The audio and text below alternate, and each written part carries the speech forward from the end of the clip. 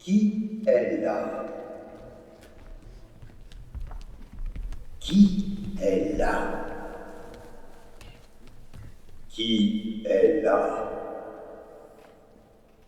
Qui est là?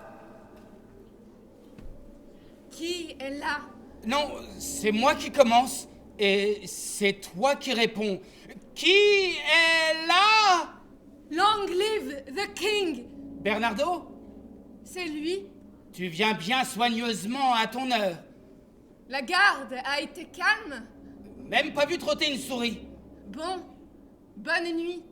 Et si tu vois Horatio et Marcellus, mes veilleurs de veille, dis-leur de se grouiller. Je crois que c'est eux que j'entends. Qui est là? Amis de cette terre, Et allié du roi Danemark. Bon, bah, vous dis bonne nuit. Salut, braves soldats. Oh, hé Bernardo. Dites qui? Qu'est-ce que c'est Horatio, là? une pièce de lui. Bienvenue, Horatio. Et toi, mon bon Marcellus, bienvenue. Alors, cette nuit, cette chose, est-elle apparue de nouveau? Je n'ai vu que rien.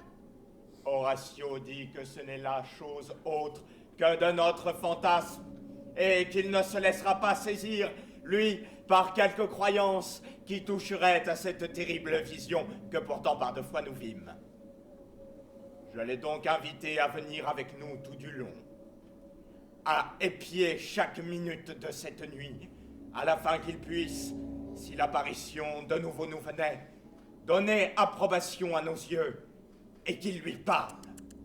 N'apparaîtra pas. Horatio, pas plus tard que la dernière des nuits, alors que cette même étoile qui est là, à l'occident du pôle, avait achevé sa course, Marcellus et moi, la cloche venant tout juste de Silence! sonner... Tais-toi! Là! Regardez! Ça revient! Comme si c'était le roi qui n'est plus, ça veut qu'on lui parle. Toi qui es savant, parle-lui, Horatio! Qui es-tu? Toi, qui usurpe cette heure de la nuit, par cette forme, toute de beauté et de guerre mêlée, en laquelle en d'autres heures marchait qui gît aujourd'hui la majesté du roi de Danemark. Parle, parle au ciel, je te l'ordonne. Ça a disparu. Et ne répondra pas. Alors, Horatio, vous êtes bien pâle, vous tremblez. Est-ce qu'il n'y a pas là davantage qu'une chose de notre fantasme? Est-ce que cela ne semble pas le roi? Comme tu sembles toi-même être toi, et c'était la même armure exactement que celle qu'il portait, lui, quand il a combattu l'ambitieux roi Norvège. Cela présage quelque étrange éruption en notre état. Me dis qui le sait. Pourquoi, tout le long des nuits, semblable corvée de veille, très obligatoire et rigoureuse, épuise les sujets de ce royaume? Et pourquoi, tout le long des jours, tant de canons de bronze que l'on coule, tant de machines de guerre que l'on importe, et une telle embauche de constructeurs de navires? Est-il quelqu'un qui pourrait m'expliquer? Ça, moi, je le puis. C'est du moins ce qui court, à bas bruit. Voici qu'aujourd'hui, un monsieur Fortinbras le jeune, tout rempli et bouillant d'un métal non encore passé par l'épreuve, s'est mis, contre solde et pitance, à récolter de ci, de là, sur les franges de la Norvège, une milice de crève-la-faim, bien résolue à toute entreprise qui requerrait de l'estomac, en l'occurrence, rien d'autre que de recouvrer les terres par son père perdu. Eh bien, je tiens quant à moi que c'est là, le premier chef de toute cette hâte et branle-bas dans le pays. À quoi ça sortirait bien que cette figure de mal augure, en si grande semblance au roi qui était et qui est la question de ces guerres, revienne ainsi tout en âme traverser notre garde? Un seul grain de poussière, et tout l'œil de l'esprit est troublé. Au temps de l'apogée de Rome et de sa gloire, peu devant que tomba le très puissant César, les tombes des cimetières furent désertées de leurs hôtes, et les morts en leurs linceuls allaient parmi les rues de Rome, hurlant et gémissant, et l'on vit en ces temps d'autres présages encore comme traînes de flammes aux étoiles, en guise de rosée des gouttes de sang, et taches mauvaises qui désensoleillaient le soleil. Eh bien, ce sont ces mêmes précurseurs d'événements funestes qui viennent, en prologue à tel malheur qui arrive, de faire démonstration, mais sous nos climats et à notre peuple, d'un brouillage des frontières entre le ciel et la terre. Mais doucement, prenez garde, là, voilà que ça revient. Je lui barre la route, dût cette chose me foudroyer. Demeure illusion, si vous pouvez émettre des sons ou user d'une voix, parlez. Si vous avez connaissance, scellez au-dedans de vous d'un mauvais destin pour votre pays.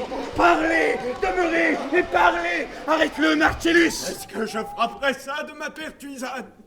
Mais voyez, l'aube en manteau roux foule la rosée de cette haute colline là-bas à l'Orient. Rompons là notre garde, et si m'en croyez, rapportons à Hamlet le jeune ce que cette nuit nous avons vu. Car sur ma vie, si avec nous cet esprit n'a soufflé mot, avec lui, il parlera.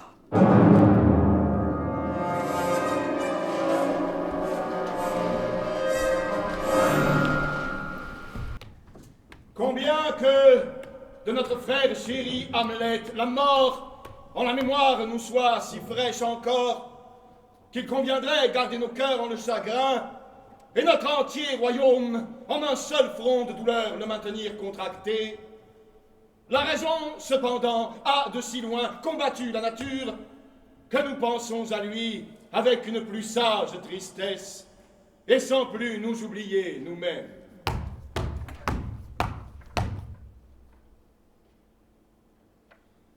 C'est la cause par quoi celle jadis notre sœur, aujourd'hui notre reine, l'impériale héritière avec nous de ce belliqueux état, nous l'avons avec une joie comme défaite, tenant balance égale entre le délice et douleur, chant de liesse aux funérailles, chants funèbres à la noce, en un œil le sourire, en l'autre les larmes, prises pour épouse. Et nous n'avons pas eu, en la matière, à opposer le moindre barrage à vos conseils des plus avisés, qui tout du long ont marché avec cette affaire en toute liberté. À tous, merci.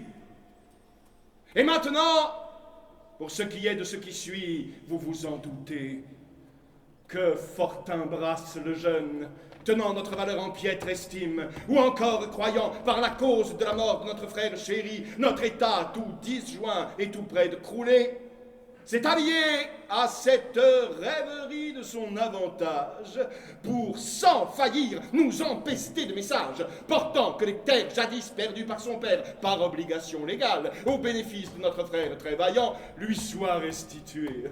Cela, c'est quant à lui. Maintenant, pour ce qui nous concerne, nous, et donc cette présente assemblée, voilà la besogne.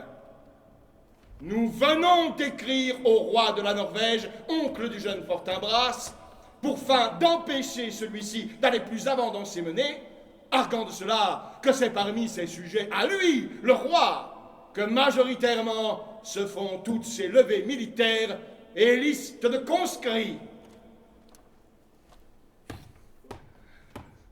Et maintenant, à nous, Laërte. Vous aviez évoqué devant nous quelques requêtes. Quelle est-elle, Laërte? Vous ne sauriez raisonnablement vous adresser au roi des Danois et perdre votre voix. Mais que pourriez-vous bien quémander, Laërte, qui ne serait pas d'abord mon offre et non votre demande?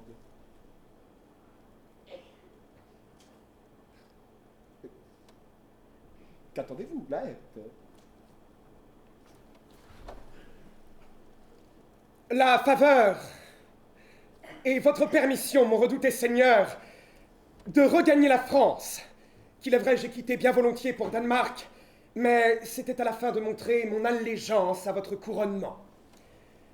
Ces devoirs à présent rendus, mes vœux et mes pensées, je dois le confesser, penchent à nouveau vers la France et devant vous se courbent, dans l'espoir de votre gracieuse permission et votre pardon. Avez-vous l'aval de votre père? Que dit Polonius?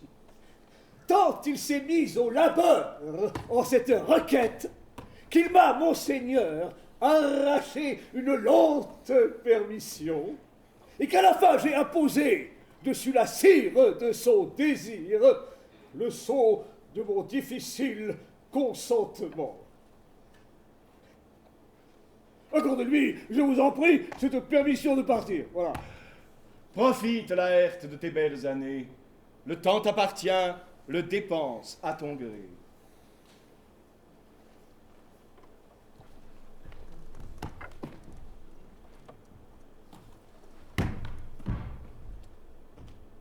Et maintenant, à nous, Hamlet, mon neveu et mon fils. Un peu plus neveu que jeune fils, et bien plus fils que je ne veux. D'où vient ce maléfice que des nuages toujours semblent accrocher au-dessus de vous? Que non pas, monseigneur, je suis déjà trop au soleil, à propos duquel vous ne sauriez dire le mal est fils. Hamlet, mon chéri, défais-toi des couleurs de la nuit et laisse que ton œil regarde le roi Danemark en ami. Et puis cesse, ton noble père, de toujours le chercher, les paupières baissées dans la poussière. Tu sais comme cela est commun. Tout ce qui vit doit mourir, trépassant de nature à éternité. Oh oui, madame, comme cela est commun. D'où vient alors que chez toi cela paraît si particulier? Paraît, madame? Non. Est. Je ne sais pas ce qu'est paraître. Ce n'est point, ma si bonne maman, mon seul manteau couleur d'encre, point tel costume conventionnel au noir solennel, point d'une exhalaison forcée le soupir venteux, non, point, non plus que telle rivière de gouttes toujours renouvelées dans les yeux, ni telle mine déjetée de visage, ni aucune des formes, modes et figures du chagrin, qui me peuvent dire en vérité.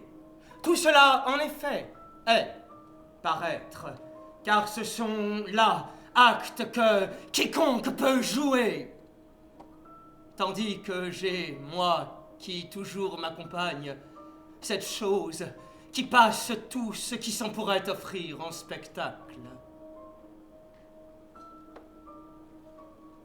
Oui, tout le reste n'est que le leurre du deuil et ses effets.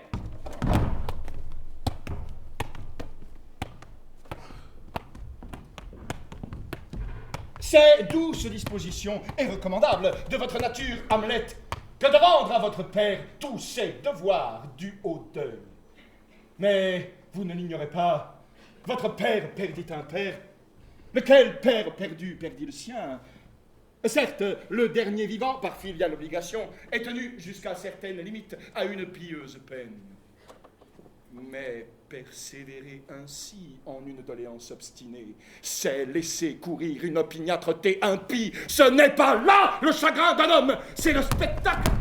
Ah, le spectacle, oui, d'une aspiration contraire au règlement du ciel. C'est au cœur manque de force et de l'âme l'impatience. Un entendement par trop simple et mal élevé.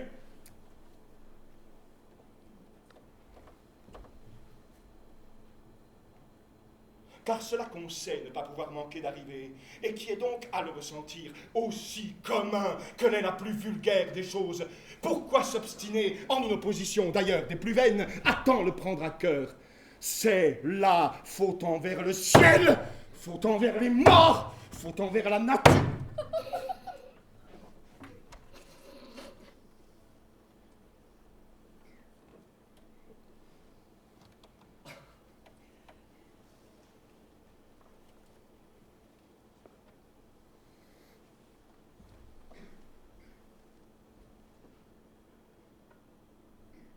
Et pour la raison, cette absurdité, elle pour qui la mort des pères est thème commun, et qui toujours a crié, depuis le cadavre premier jusqu'au mort à peine qui vient de l'être, c'est comme ça.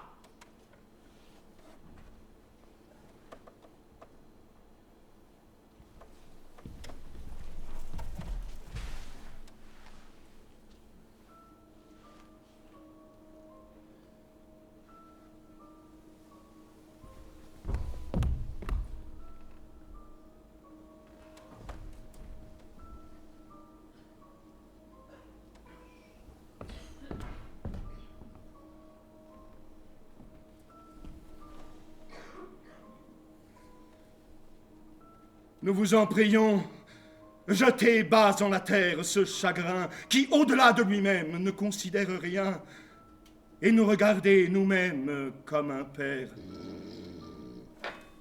Car, et que nul dans le monde n'en ignore, vous êtes le personnage le plus immédiatement au trône après nous.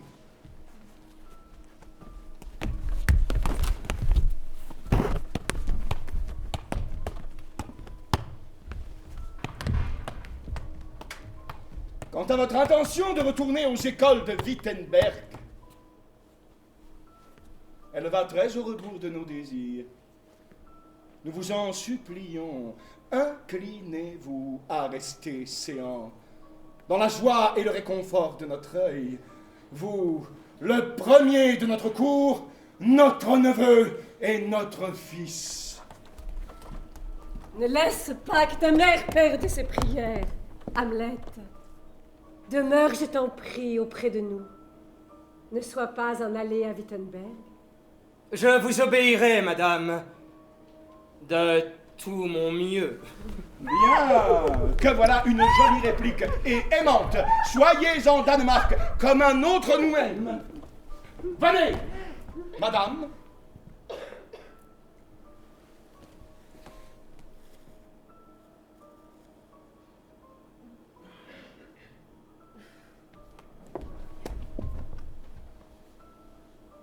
Ce consentement d'Hamlet, accordé gentiment et sans efforcer, pose un sourire sur mon cœur, en grâce de quoi nulle trinquée joyeuse par Danemark aujourd'hui ne sera vue, comme l'est notre grand canon annoncé aux étoiles. Allons!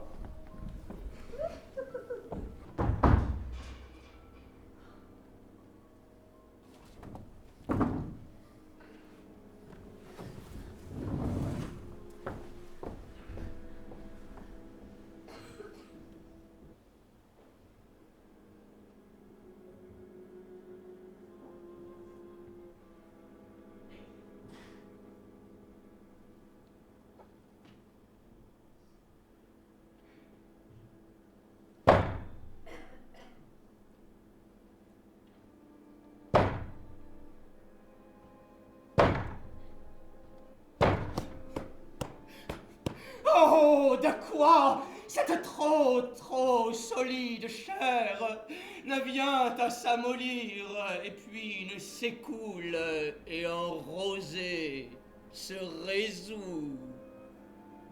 Ou que l'Éternel, contre le meurtre de soi, n'ait point à jamais fixé sa loi? Dieu!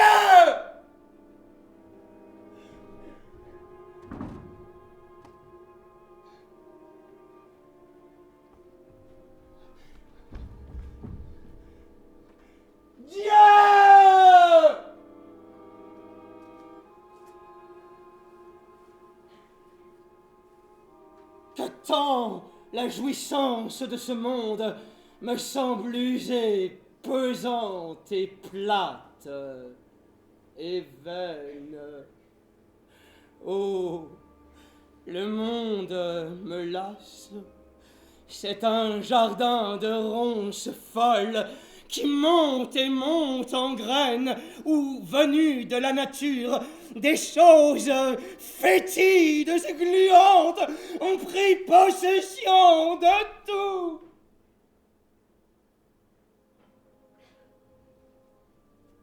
Que la chose en soit venu là, mort depuis 2 mois à peine, non, pas même, pas 2, un si excellent roi qui était à celui-ci ce qu'Hypérion est à un satyre, tant aimant pour ma mère qu'il n'eût pas permis au vent du ciel de l'effleurer trop rudement au visage. Ciel et terre, faut-il que ce soit moi qui m'en souvienne? Et elle se pendouillait à celui-là, comme si son appétit de lui allait croissant par la cause même de son assouvissement. Et pourtant, 1 mois que je ne me laisse pas penser ça. Fragilité, ton nom est femme. Un petit mois, avant même que disaient les souliers qu'elle portait, suivant le corps de mon pauvre père, tel Niobé tout en larmes. Elle, pourquoi? Elle-même, Dieu, une bête, dépourvue du discours de la raison, eût poussé plus avant le deuil. Elle est mariée avec mon oncle, avec le frère de mon père, mais qui ressemble à mon père, comme moi, à Hercule. 1 mois, avant même que le sel de ses fallacieuses larmes n'en eût séché le flux dans les yeux gonflés d'icelle, elle s'est mariée. Oh, hâte très perverse à se ruer en telle dextérité dans les draps de l'inceste, ce n'est pas bon. Et rien de bon n'en peut advenir. Mais brise-la, mon cœur, je dois tenir ma langue.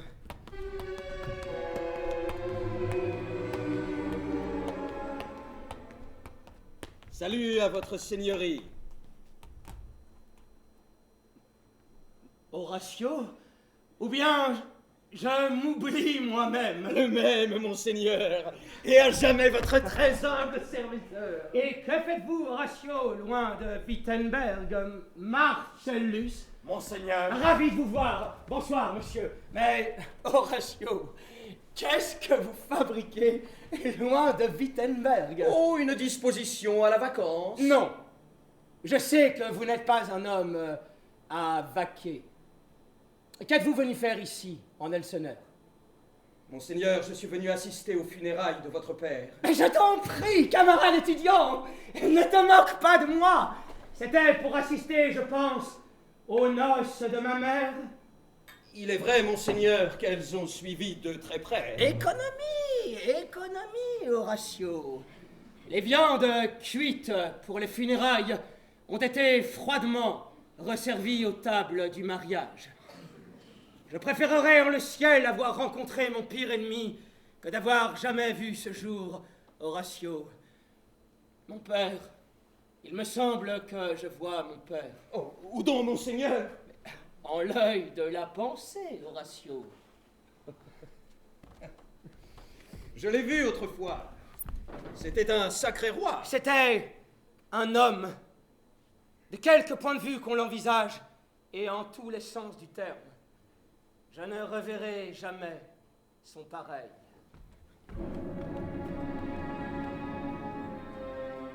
Monseigneur, je crois l'avoir vu la nuit dernière. Vu qui? Monseigneur, le roi, votre père.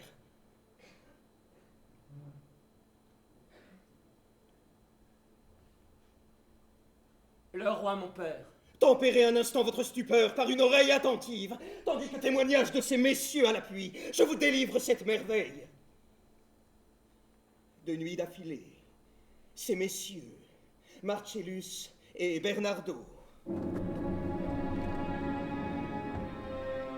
Lors même qu'il montait la garde, on fait, en la vastitude morte du milieu de la nuit, cette rencontre, une forme figurant en tout point votre père exactement, armé de pied en cap, leur apparaît.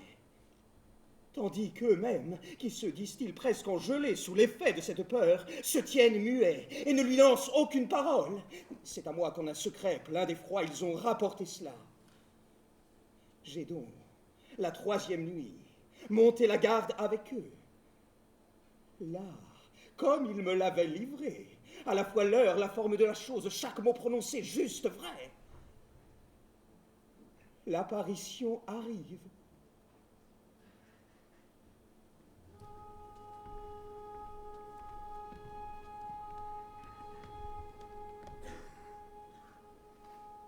Mais c'était où? Monseigneur, sur l'esplanade qui est au rempart, où nous étions à veiller.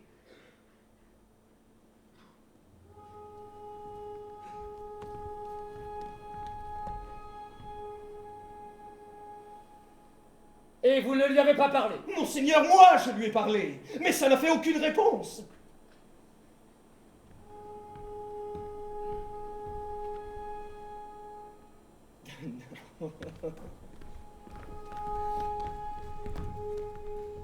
Cependant, oui, il m'a semblé un court moment que ça relevait la tête et que ça s'apprêtait à remuer les lèvres comme si...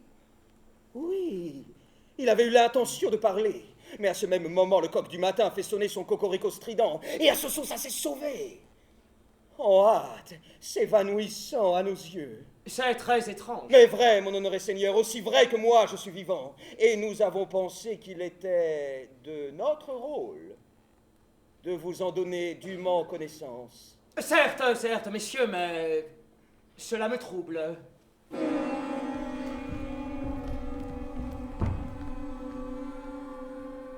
Prenez-vous la garde cette nuit. Oui, monseigneur. Il était en armure, dites-vous. En armure, monseigneur. De pied en cap. Monseigneur, de la tête aux pieds. Alors, vous n'avez pas vu son visage? Oh, si, monseigneur. Il avait la visière levée. Et alors quoi? Il paraissait en rogne. Une contenance désolée plus que de la colère. Pâle ou le sang aux joues. Oh là, pâle, grandement pâle. Il fixait les yeux sur vous. Constamment. J'aurais voulu être là. Vous en seriez demeuré soufflé. Très certainement. Très certainement.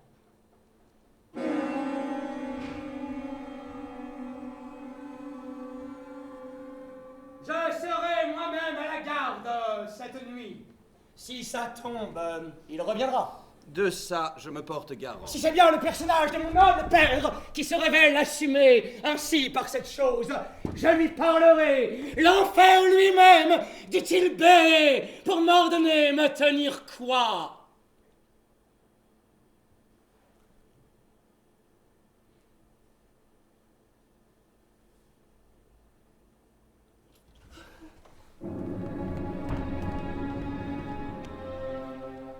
Je vous en prie, si tant est que vous ayez gardé jusqu'ici cette apparition scellée, laissez qu'elle reste tenable encore un temps au secret de votre silence.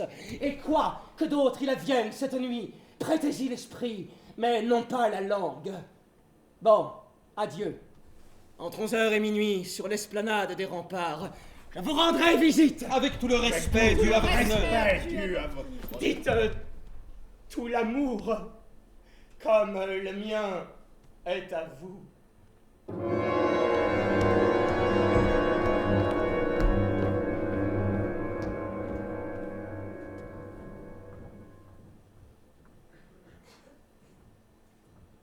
L'esprit de mon père en armes, tout n'est pas bien. Car je doute qu'il s'agisse là de quelque comédie déplacée. Oh, que la nuit déjà n'est-elle tombée? D'ici là, tiens-toi calme, mon âme.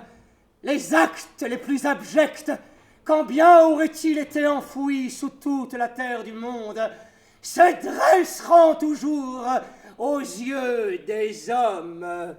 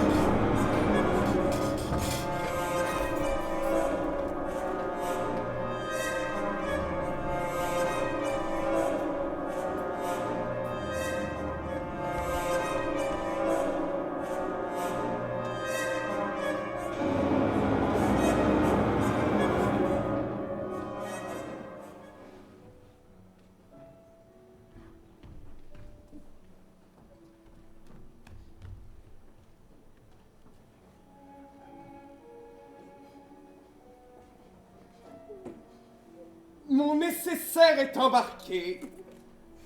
Adieu.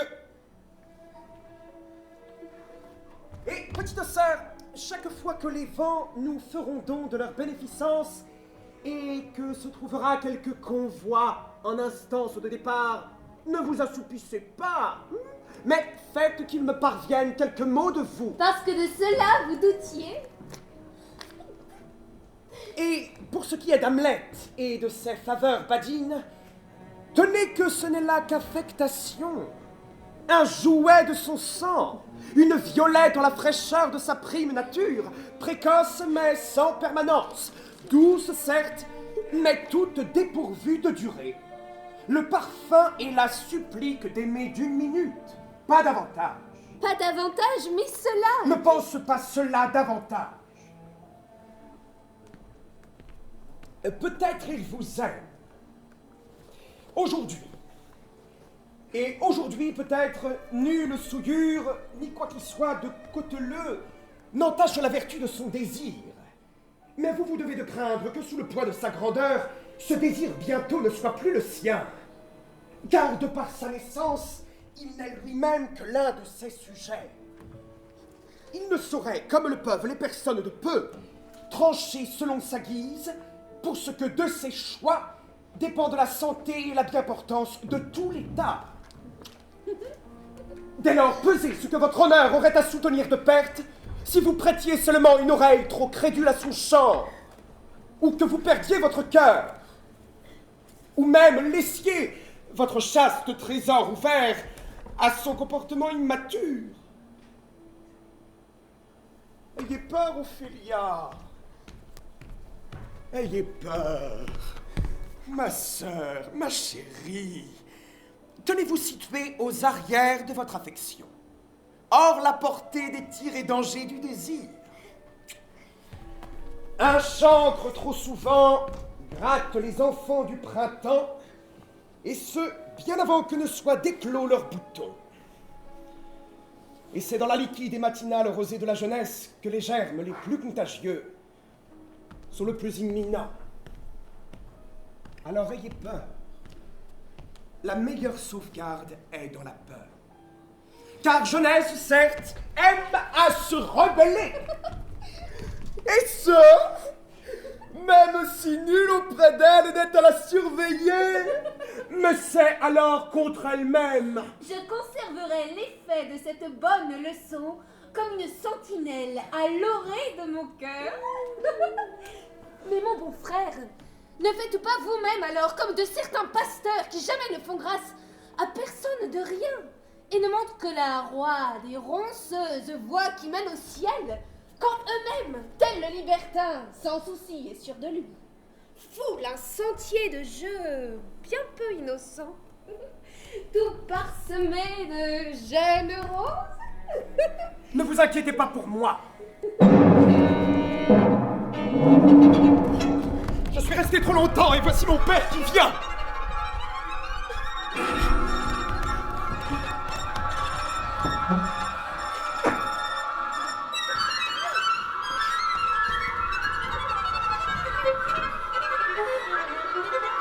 L'occasion me sourit d'un second adieu. Double bénédiction, double grâce. Encore ici l'alerte. À bord, à bord. Quelle honte! Levant déjà à épaule votre voile, et ne l'attend plus que vous. Ah là là. Viens ça. Que ma bénédiction vogue avec toi. Plus, dont tu tiendras gravés les caractères en ta mémoire, 2 ou 3 principes. Ne donne à tes pensées nulle longue, ni d'actes à pensée trop peu proportionnés. Sois familier, en aucun cas vulgaire. Tes amis, qui vraiment sont des amis, triés donc avant adoption, enserre-les à ton âme avec arceaux de fer, mais n'use pas la paume de tes mains à serrer celle de n'importe quel camarade crâne d'œuf tout nouvellement éclos.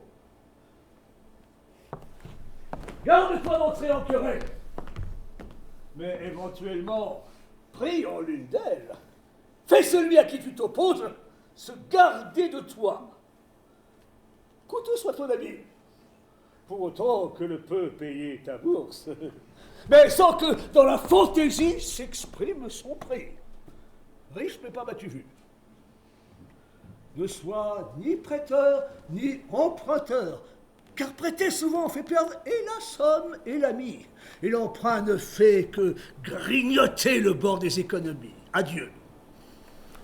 Et que ma bénédiction soit comme l'assaisonnement en toi de tout cela.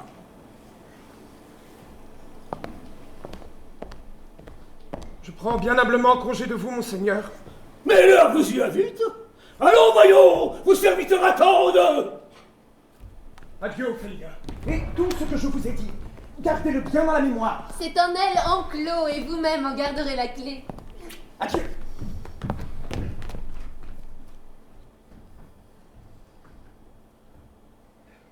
Ophélie, qu'est-ce que c'est donc qui vous a dit? Quelque chose ne vous déplaise, touchant au seigneur Hamlet. Mais tu as bien vu. Hé, il y en a là-dedans. Alors il me faut vous dire que vous ne voyez pas aussi clair en vous-même qu'il serait à ma fille et à votre honneur de le faire. Qu'y a-t-il entre vous? Je veux toute la vérité. Maintes fois, et depuis peu, en effet, il m'a lancé l'offre, monseigneur, de s'affectionner à moi. S'affectionner.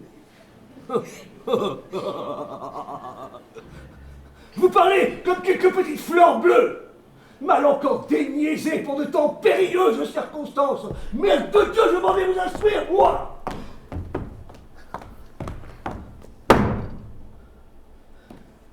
Pensez que vous n'êtes ni plus ni moins qu'un bébé de les avoir, ces offres, tenues pour approvisionner vraiment, lorsqu'elles ne sont qu'offres vides. De mauvais payeurs. Quant à vous, offrez-vous pour cher davantage. Ou bien, au risque d'essouffler cette pauvre métaphore, de trop la filer ainsi, vous finirez par me faire l'offre d'un bébé niais de plus. Monseigneur, il m'a de son amour importuné de la façon la plus honorable. Des façons, voilà, des façons. Allons. Et il donnait teneur à ses paroles, monseigneur, par toutes, presque. Les promesses consacrées par le ciel. Voyons. Des attrapes bécasses, oui. Oh, je le sais bien, moi, quand le sang va brûlant, combien l'âme à la langue peut prêter de serment. Mais de telles flambées, ma fille, donnent plus de lumière que de chaleur. Et ensemble, l'une et l'autre en viennent à s'éteindre dans le souffle même de la promesse qui se fait.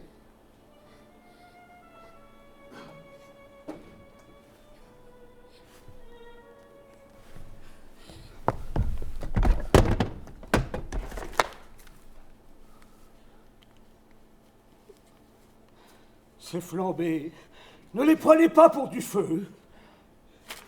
Alors une fois pour toutes et en termes clairs, je ne veux plus, à partir de maintenant, que vous galvaudiez le loisir d'un seul instant avec le seigneur Hamlet.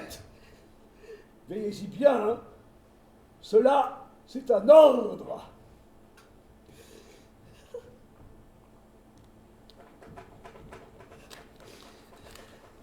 Vous pouvez disposer.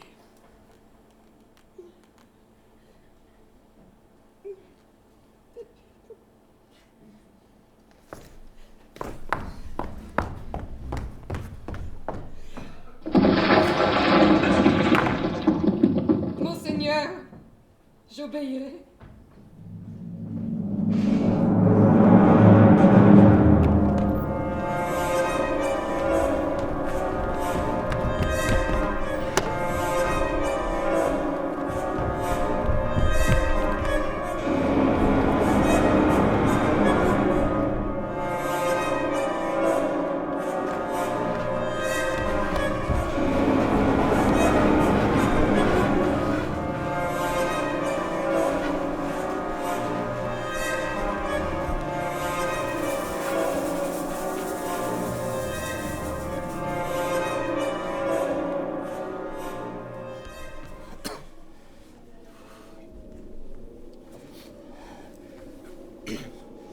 L'air mord avec méchanceté. Il fait plutôt froid, non? C'est un air pinçant, en effet, et assez plein d'aigreur. Quelle heure, là? Plus très loin de minuit, je crois. Non, minuit a sonné. Vraiment? Je n'ai pas entendu. L'heure est proche alors que l'esprit s'est pris de coutume à faire son petit tour. Qu'est-ce que c'est que ça, monseigneur? Le roi veille cette nuit. Il fait ripaille et bombance. Il lance des défis de beuverie et se pavane en titubant, croyant qu'il danse. Et chaque fois qu'il assèche une chope de vin du Rhin, timbales et trompettes travaillent à brère ainsi pour le triomphe de son toast. Regardez, monseigneur! Ça revient! Timbales et trompettes travaillent à brère ainsi pour le triomphe de son toast. Les ministres de la grâce et les anges nous défendent. Que tu sois esprit de salut ou gobelin damné, que par devers toi tu portes un air venu du ciel, ou que tu souffles celui de l'enfer, que soient tes intentions viciées, ou qu'elles soient de charité. Tant tu arrives en cette forme, qui n'est tout entière qu'une question, que je te veux parler. Je te donne nom Hamlet, roi, père. Je te donne nom Hamlet, roi, père, royal danois. Réponds-moi. Ne laisse pas que je me déchire de mon ignorance. Hamlet, beau chéri, défais-toi des couleurs de la nuit et laisse que ton œil regarde le roi Danemark en ami. Quelle heure, là? Plus très loin de minuit, je crois. Non, minuit a sonné. Vraiment? Je n'ai pas entendu. Quel est le sens pour ce que toi, corps mort, complètement bardé d'acier de nouveau, tu revisites les incertains rayons de la lune jusqu'à faire hideuse la nuit? Hors des pensées, hors la portée de nos âmes.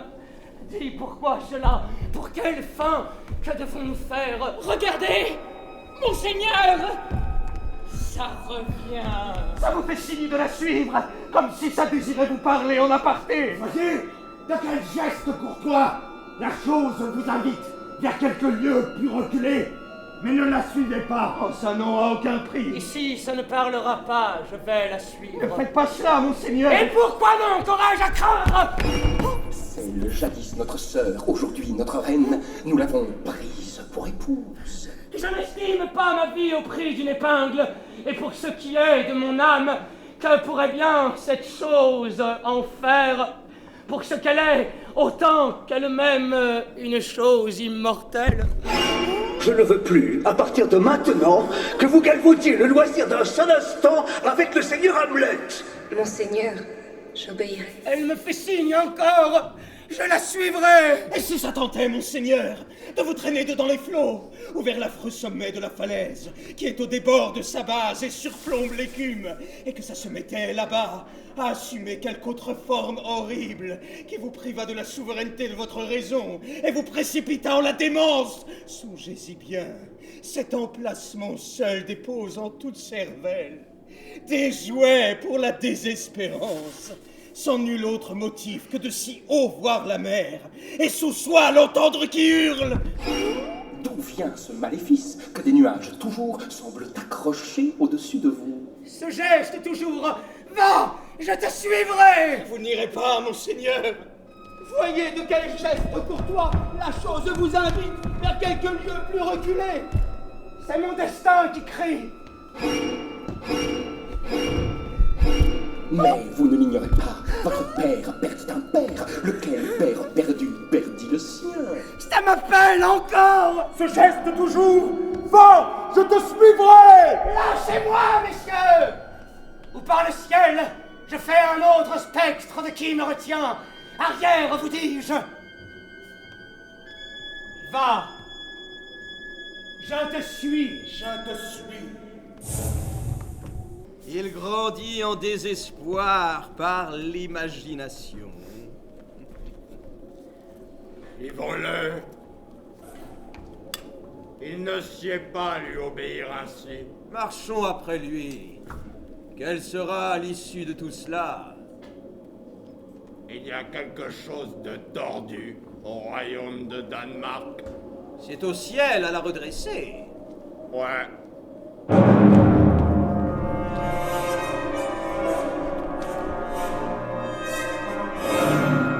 Lâchez-moi, messieurs, ou par le ciel, je fais un autre spectre de qui me retient. Arrière, vous dis-je. Va, je te suis.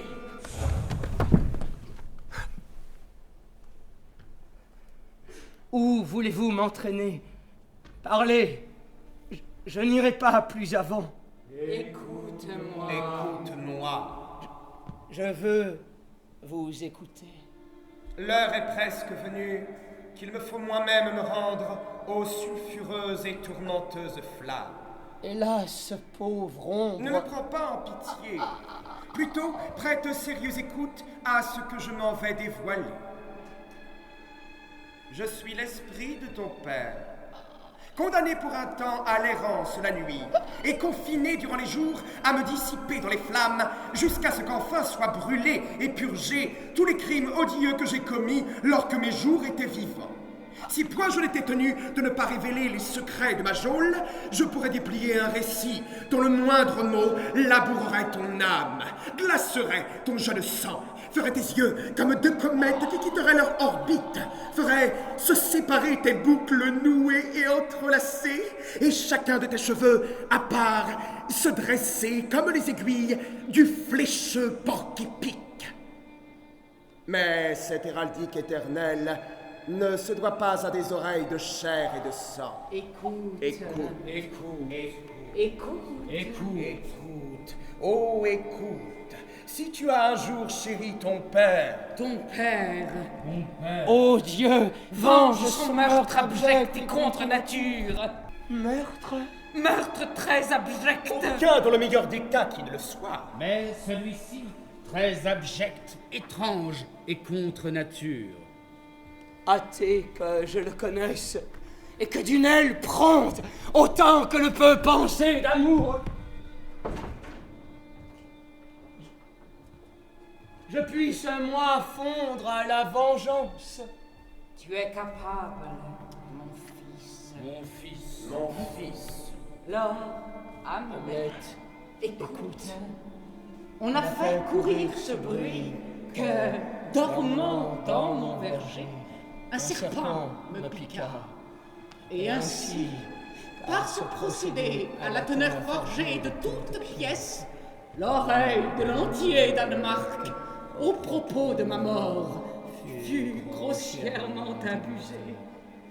Mais connais cela, que le serpent qui ton père a mordu à mort, Toi, noble enfant, porte aujourd'hui sa couronne. Oh, mon âme prophétique. Mon oncle.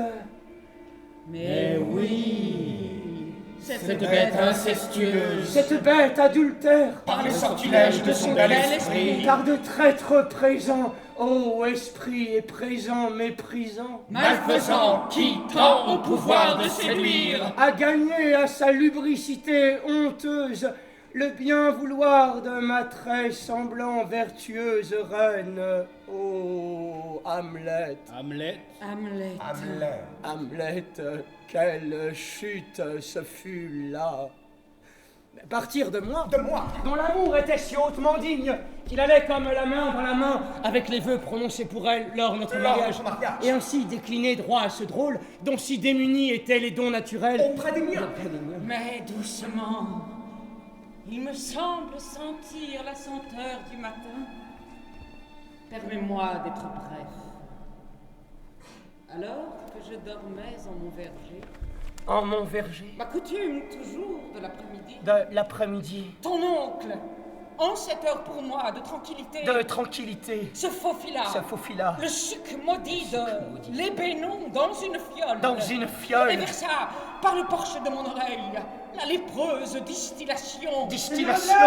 Et en un instant, une dartre, comme une lèpre, de viles et répugnantes croûtes, puponna mon corps lisse.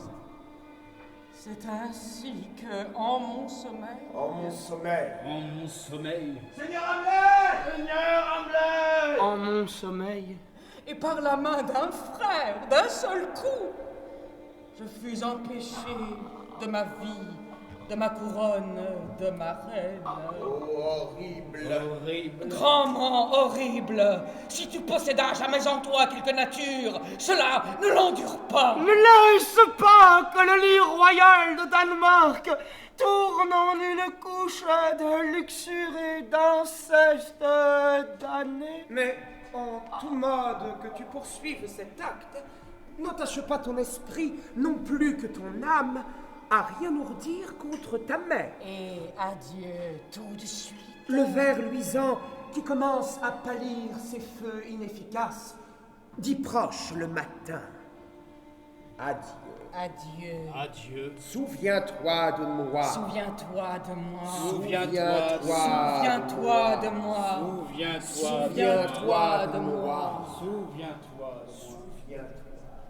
Seigneur Hamlet!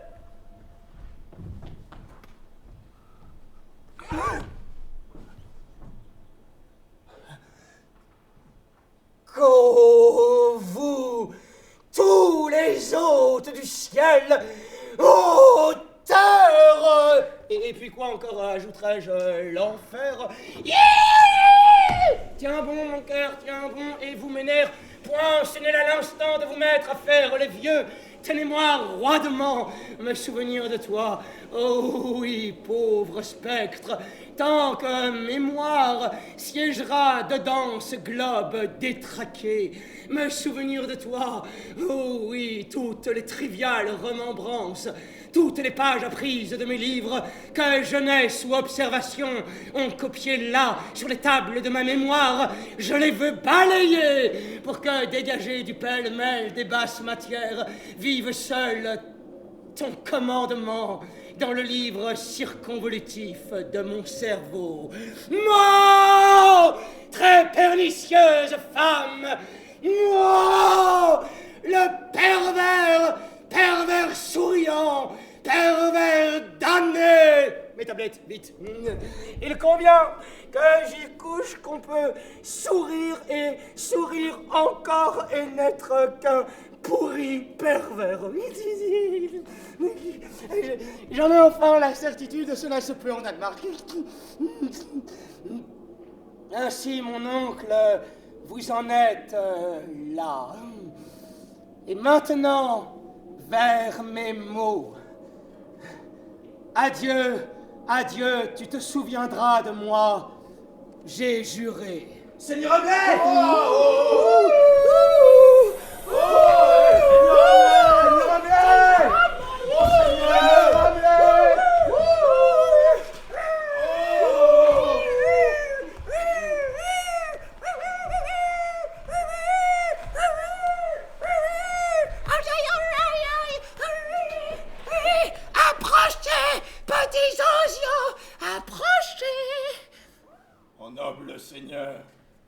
que ça va? Que s'est-il passé, mon seigneur? Oh, prodigieux! Mon cher seigneur, dites! Non, vous le révéleriez. Pas moi, mon seigneur, par le ciel. Et moi, mon seigneur?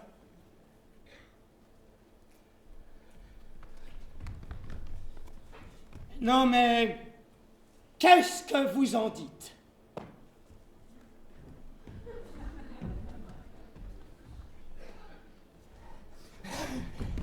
Cœur humain eût-il jamais pensé cela? Mais vous garderez le secret. Oui, par le ciel, mon seigneur. Il n'est pas un pourri dans tout le Danemark qui ne soit un faquin notoire. Chut, chut, chut. Il n'était pas besoin, mon seigneur, d'un spectre sorti du tombeau pour nous annoncer cela. Mais oui, pour vrai, cela est vrai. Et donc, sans plus de circonlocution, je tiens qu'il conviendrait nous serrer la main là et nous en repartir. Vous, comme vos affaires et votre désir vous aiguillonneront, et moi, pour mon humble part, j'irai prier. Ce n'est là, mon seigneur, qu'un délire tourbillonnant de mots. Je suis désolé qu'il vous ait offensé. De tout mon cœur. Oui, par ma foi. De tout mon cœur. Il n'y a pas d'offense, mon seigneur. Sauf qu'il y a offense, Horatio, et même grande offense. Pour ce qui touche à la vision de cette nuit, c'est un honnête fantôme, laissez-moi vous le dire. Et quant à votre désir de connaître ce qu'il y a entre nous, maîtrisez-le autant que vous pourrez. Et maintenant, mes bons amis, car comme soldats et étudiants, vous êtes des amis, accordez-moi une humble requête. Quelle est-elle, mon seigneur? Et la réponse est oui. Jamais ne faire connaître ce qu'avez vu cette nuit. Mon seigneur, nous ne dirons rien. Sainte, mais jurez-le. Sur ma foi, mon seigneur, je ne dirai rien. Ni moi non plus, mon seigneur, sur ma foi. Sur mon épée. Jurez. Ah! Tu dis l'exacte réplique de ma réplique.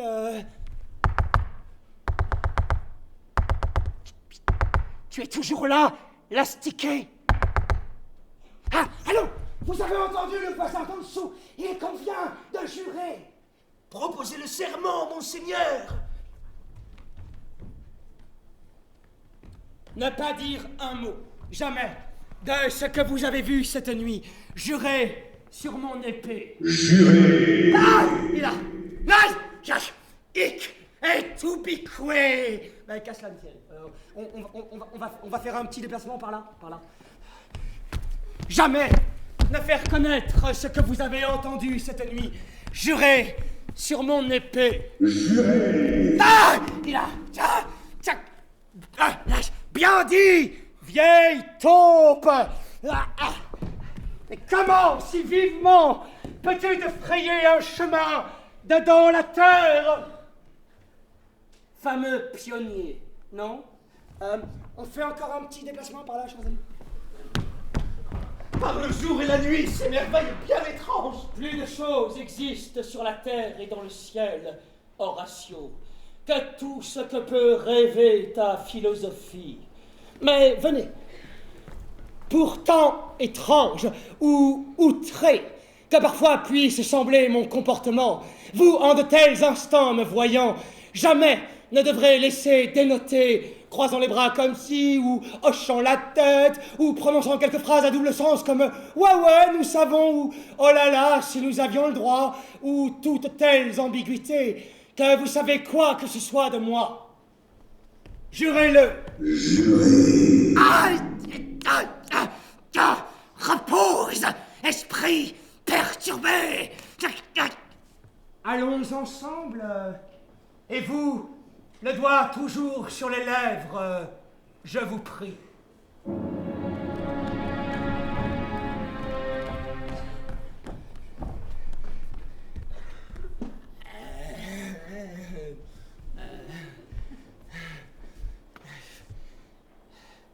Le temps est 10 juin. Il a du jeu. The time is out of joint. Comment traduire Le temps est hors de lui-même, hors de ses gonds. Il est délité, déboîté, désajusté. Out of joint. Comment traduire Le temps est vrillé, biaisé, il est coupé, sa ligne s'interrompt, il est dérangé, le temps est en dérangement. Out of joint. Comment traduire Le temps est divisé, scindé, fendu, fissuré, il est lézardé. Le temps est en travail, en souffrance. Il est tordu, torsadé, il s'est mis en torche. Le temps est voilé, faussé, luxé, démis, désarticulé. Le temps est divorcé de lui-même. Voilé, comment traduire Le temps est distant, distrait, ailleurs qu'en lui-même. Il est en retrait. Le temps est dérythmé, décalé. Il est en avance. Il est en retard. Le temps est anachronique.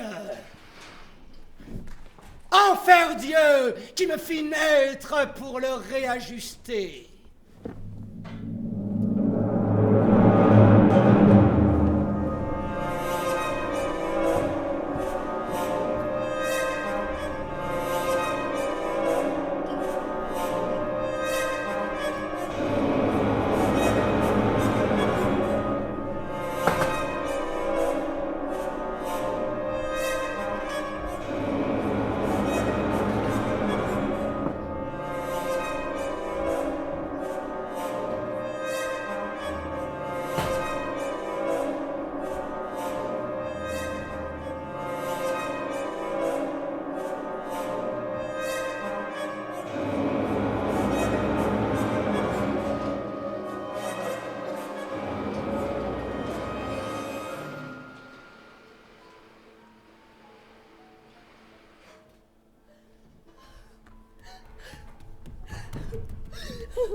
Ophélie, que se passe-t-il? Hélas, monseigneur!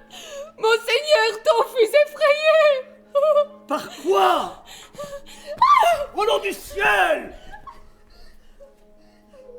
Monseigneur, j'étais à coudre dans ma chambre quand le seigneur Hamlet, le pourpoint tout dégrafé, son chapeau dessus la tête, bas, déjà ridé et tout plissé à se prendre aux chevilles, pâle comme son linge, ses genoux s'entrechoquant et un air tant pitoyable en son port qu'il semblait avoir été abandonné par l'enfer pour mieux en dire l'horreur, vient tout devant moi se planter.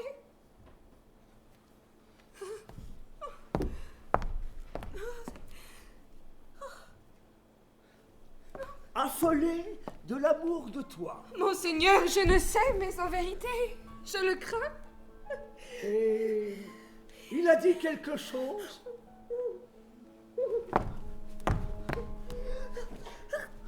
Il m'a saisi par le poignet et m'a très fort serré, puis s'est éloigné de moi de toute la longueur de son bras.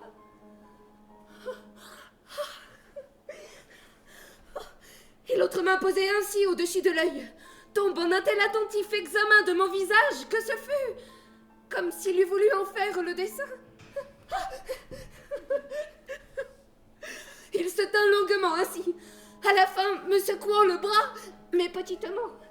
Il branla le chef de haut en bas par 3 fois, et poussa un si pitoyable soupir et tant profond qu'il sembla que toute sa carcasse alla s'en fracasser et que ce fut de son être la fin.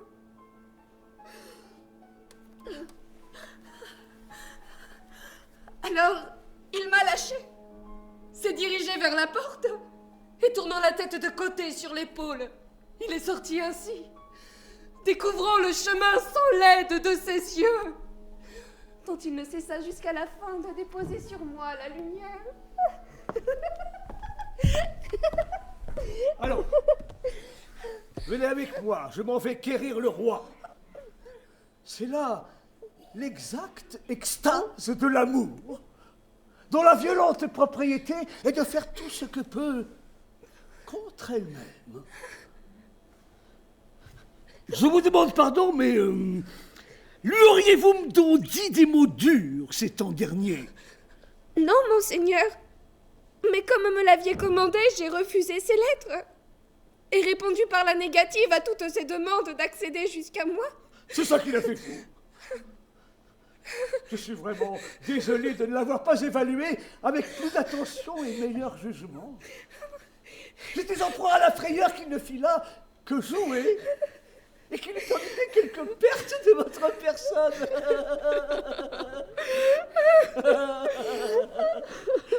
Aux oiseaux, Monselle, allons chez le roi, il faut que ceci soit su. Qui d'ailleurs, si c'était tu, ferait déferler à le dissimuler plus de peine qu'une haine qui s'essaierait à s'élancer en effusion d'amour.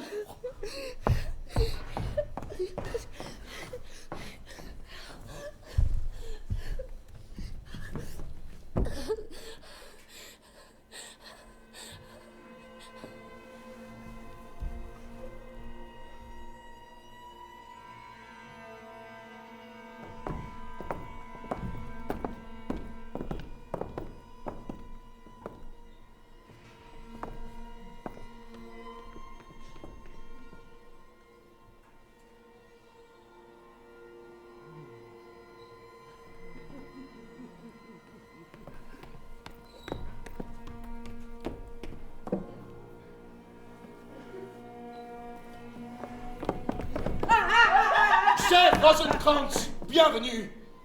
Et à vous, cher Guildenstern, bienvenue. Outre que grandement nous tardait de vous voir, le besoin qu'avons de vos services a provoqué chez nous ce bien hâtif appel.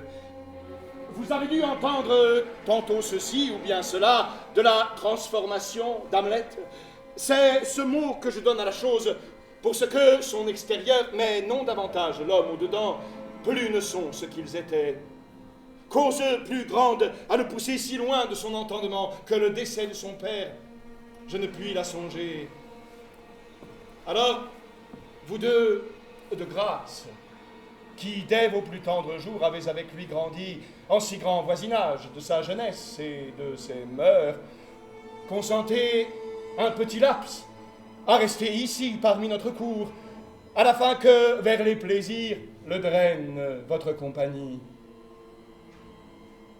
Et aussi que vous recueilliez, pour autant que ce laisserait glaner une occasion, tel petit rien inconnu de nous, qu'il aurait pu mettre en tant grande affliction, et qui, à découvert, j'irait là, tout près, dans l'attente de notre remède.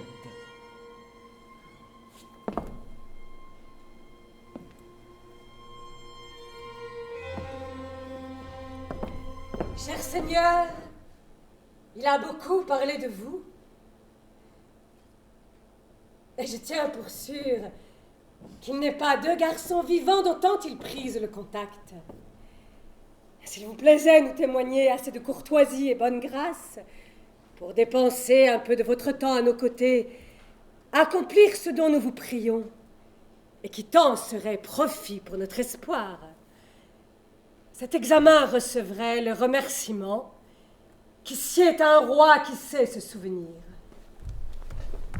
Mais, chère majesté, votre redouté plaisir, par le souverain pouvoir que tous deux avez sur nous, mieux pourriez lui donner à reposer sur la commande plutôt que sur la supplique. Mais nous obéirons, nous nous donnons nous-mêmes, mais en totale soumission.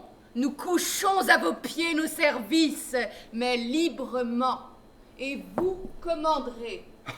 Merci à vous, cher Rosenkrantz, et à vous, noble Guildenstern. Merci à vous, Guildenstern, et à vous, noble Rosenkrantz. Et dès à présent, nous vous en prions, allez donc rendre visite à mon si changé de fils. Fasse le ciel notre présence lui être plaisante. Et secourable, tout ce que nous mettrons en pratique. Les ambassadeurs, mon cher Seigneur, sont de retour de Norvège et dans la joie. Vous avez toujours été le père des bonnes nouvelles. Oh, le fils. Quoi qu'il en soit, mon cher suzerain, soyez-en assurés, mon devoir, je m'y tiens. Et de même, mon âme montre quelque tenue. Et ce devoir et cette âme, ensemble, sont pour ensemble mon Dieu et mon gracieux roi. C'est ainsi, voyez-vous, que je crois pouvoir penser que j'ai découvert la très véritable cause du lunatique comportement d'Hamlet. Je doute qu'il ne s'agisse d'autre chose que de la grande affaire de la mort de son père et notre trop hâtif mariage. Mon suzerain, et vous, madame, sa salive dépensée sur ce que la majesté aurait devoir d'être, ou bien ce que serait l'être du devoir, ou sur ce par quoi le jour est jour, la nuit nuit et le temps temps, ne serait d'aucun apport, sinon gaspiller et la nuit et le jour et le temps. Ainsi donc, puisque la brièveté est l'âme de l'esprit et grand ennui, ces proliférations membrues et autres dehors fleuris, je serai bref, votre fils est fou. Fou est mon mot, car à se définir, la véritable folie qu'était le don, si ce n'est rien que d'être fou. Mais passons. Plus de matière et moins d'art. Madame, je le jure, en rien je n'use d'art. Qu'il est fou n'est pas faux. Et il est vrai que c'est pitié. Et c'est pitié que ce soit vrai. Accordons-nous créance pour l'instant qu'il est fou. Et maintenant reste que nous découvrions la cause de cet effet. Disons plutôt la cause de ce défaut. Car c'est un fait, cet effet qu'il est fou est un défaut qui a sa cause. Et c'est là qu'on en reste. Et ce reste, le voici, pesé. J'ai une fille. Enfin, je l'ai tant qu'elle est mienne. Laquelle, tout à ses devoirs et obéissance, remarquez-le en passant, m'a confié ceci. Assemblée et concluez. À la céleste et l'idole de mon âme, la tante embellie, Ophélie. Phraséologie des plus empoulées. Et puis c'est vilain. Bélie, c'est pas beau.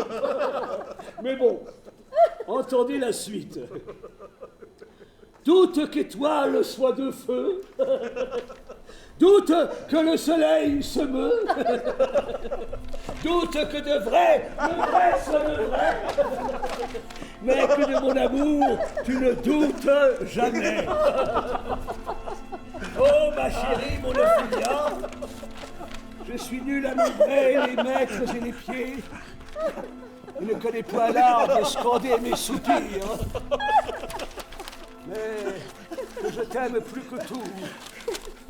Oh, toi, bah plus que tout au monde. Il faut que tu le crois. Adieu. À toi pour toujours, jeune fille très chérie, tant que cette machinerie sera la sienne. Hamlet.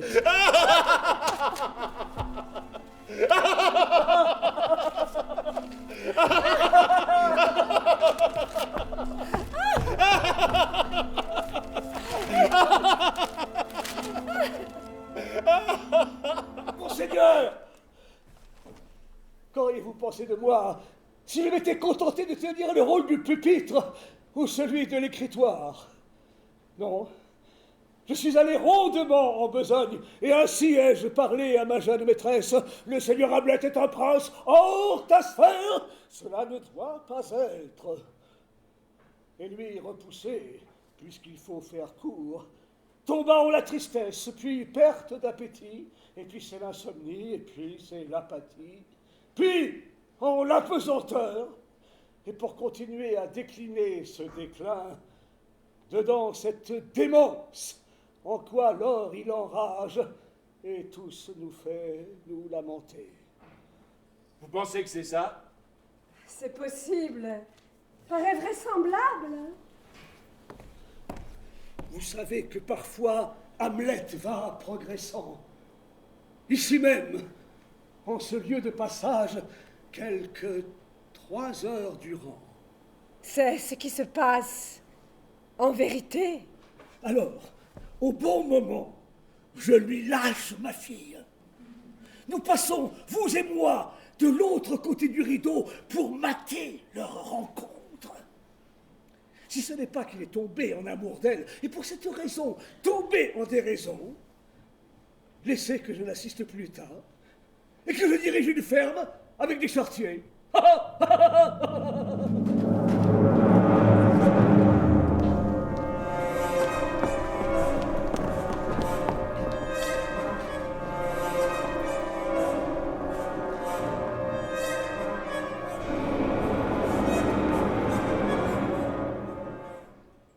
Mais voyez-le venir, le pauvre diable, lisant au livre de lui-même. Retirez-vous, je vous prie tous les deux. Je l'aborde là, tout de suite. Oh, laissez-moi faire.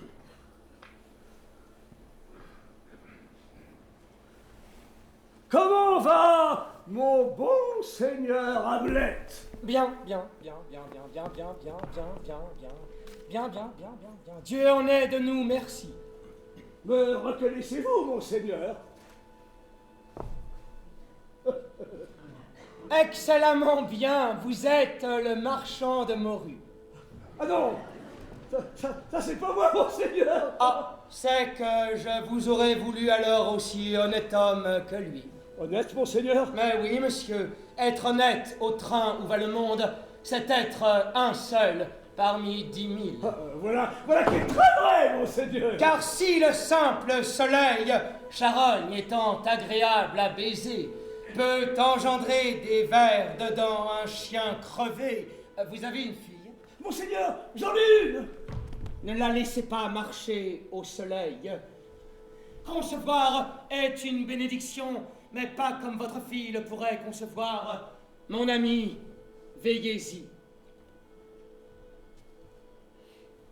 Toujours faisant chanter la harpe à propos de ma fille. Pourtant, il ne m'a pas reconnu d'abord. Il a dit que j'étais le marchand de morues. Il est parti loin, là. Très, très loin.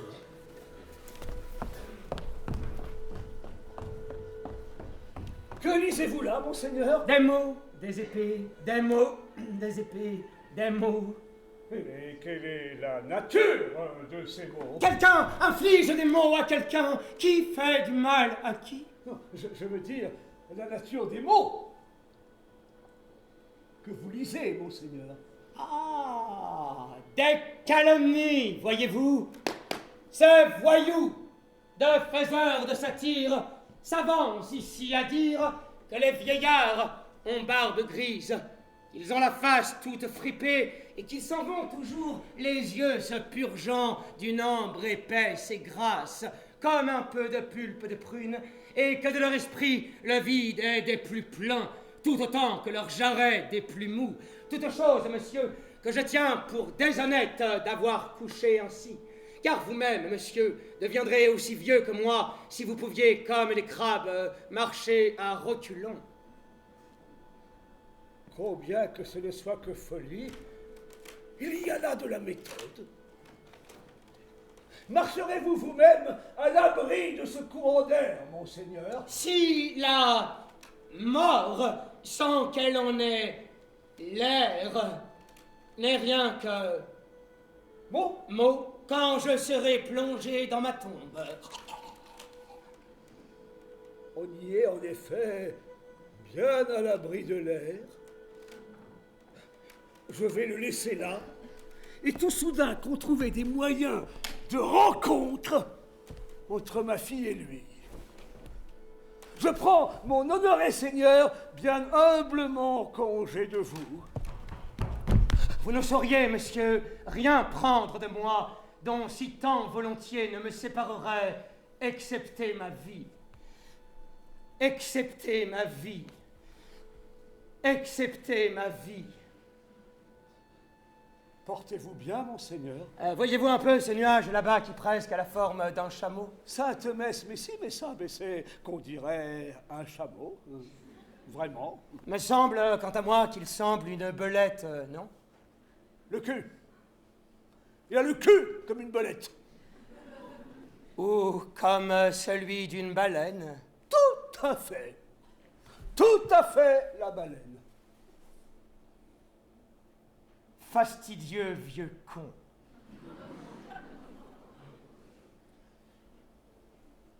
Pardon?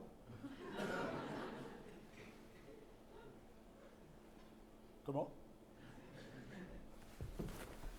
Si vous cherchez Hamlet, c'est bien ici. Que Dieu vous garde, monsieur. Mon honoré seigneur. Guildenstern, comment vas-tu? Mon très cher seigneur. Rosenkrantz. Rosenkrantz.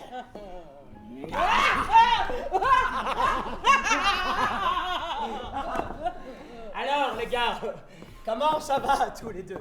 Non différemment des autres enfants de la terre. Heureux en cela que nous ne le sommes pas trop. Et c'est de n'être pas sur le chapeau de Dame Fortune le plus haut des boutons. Vous n'êtes pas non plus la semelle de ses souliers? Non plus, monseigneur. Alors quoi? Vivez-vous aux alentours de sa ceinture ou au plein milieu de ses faveurs? Ma foi, nous avons nos entrées privées. En les parties secrètes de la fortune.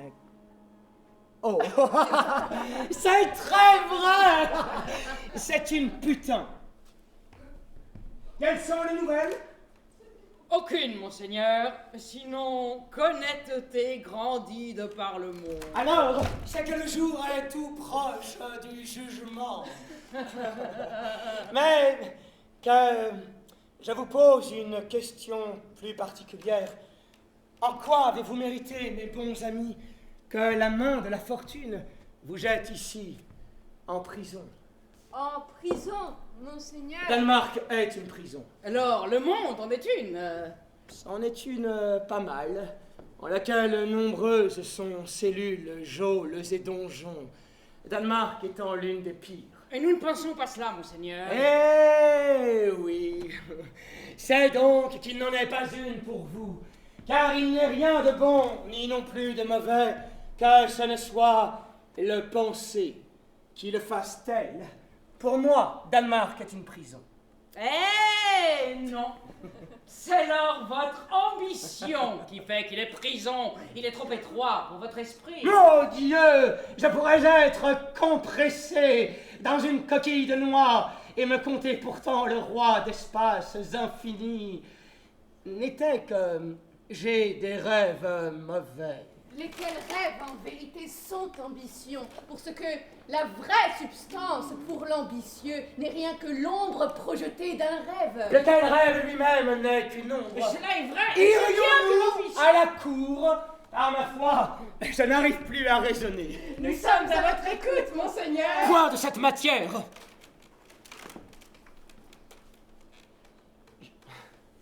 Je ne veux pas vous assortir au reste de ceux qui me servent. Mais allez, en plein sentier battu de l'amitié, qu'est-ce que vous faites ici, en Elseneur? L'occasion de vous rendre visite, monseigneur. Rien d'autre.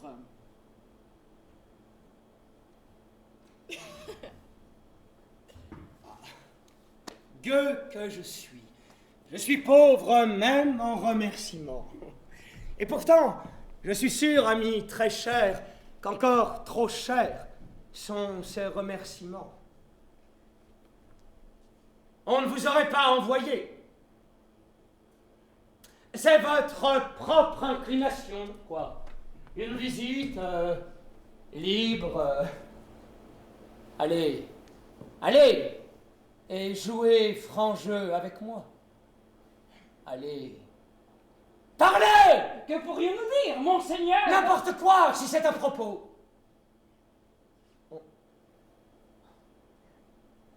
On vous a appelé? Il est à vos yeux quelque chose comme une confession, laquelle votre modestie n'a pas assez de métier pour la nuancer de sa couleur. Je sais que ces bons rois et reines vous ont appelés. À quelle fin, monseigneur? Ça, c'est à vous de m'en instruire. Par les droits que sur nous-mêmes possède notre compagnonnage. Par la consonance de nos jeunesses. Par ce qui nous lie à notre amour qui toujours sut rester préservé. Soyez franc et direct avec moi. On vous a appelé, oui ou non? Monseigneur, on nous a appelés.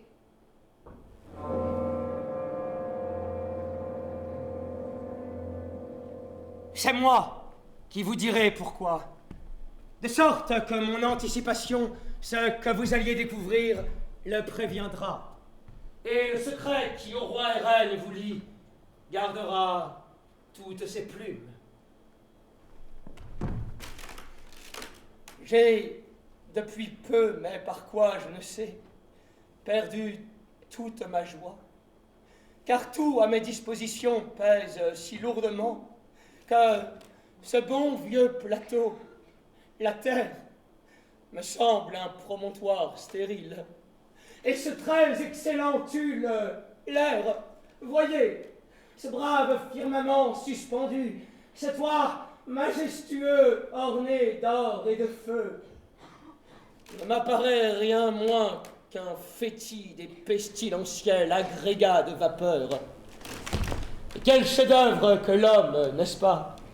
Combien noble en sa raison, si expressif en sa forme, si admirable en ses mouvements, comme un ange en action, en l'appréhension des choses, un Dieu.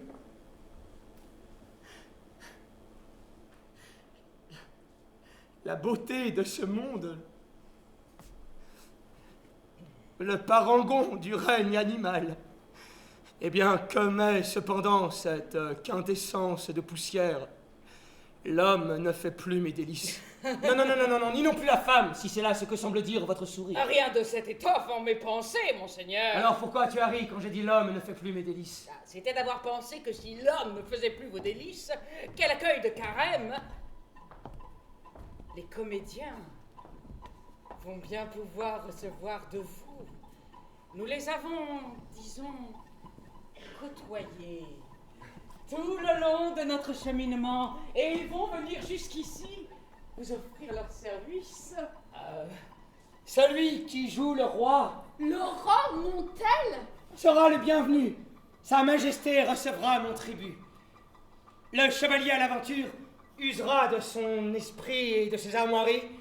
L'amoureux ne soupirera plus en vain. L'homme aux humeurs ira jusqu'à la fin de sa partie en paix. Le bouffon fera rire à s'éclater les poumons ceux qui les ont quelque peu chatouilleux. Et la jeune première pourra dire enfin son âme sans contrainte. Ou alors, les vers blancs de cette pièce s'arrêteront là. Quels sont ces acteurs? Ceux-là même justement qui d'habitude faisaient votre délice. Les tragédiens de la cité. Messieurs, vous êtes les bienvenus en Elseneur. Mais mon oncle de père et ma tante de mère s'abusent. En quoi, mon cher seigneur? Je ne suis fou qu'au vent de nord-nord-ouest. Quand le vent est au sud, faucon et héron ne confond. Monseigneur, j'ai une nouvelle à vous annoncer. Les comédiens sont arrivés jusque-là. Sont arrivés jusque-là. Monseigneur.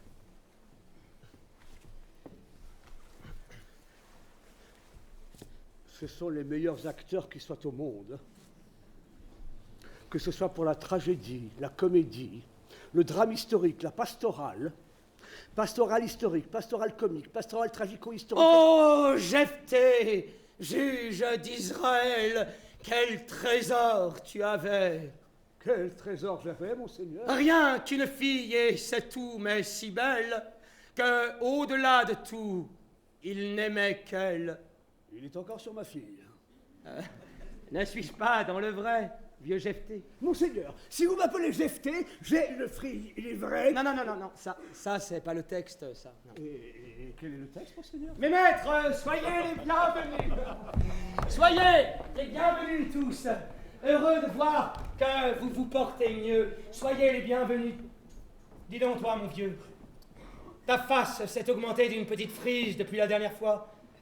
Serais-tu venu en Danemark pour me faire une barbe? Allez, ça va.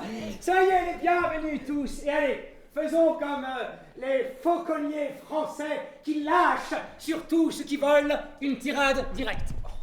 Et que nous ayons un avant-goût de la vocalité. Allez, une tirade passionnée. Laquelle, monseigneur?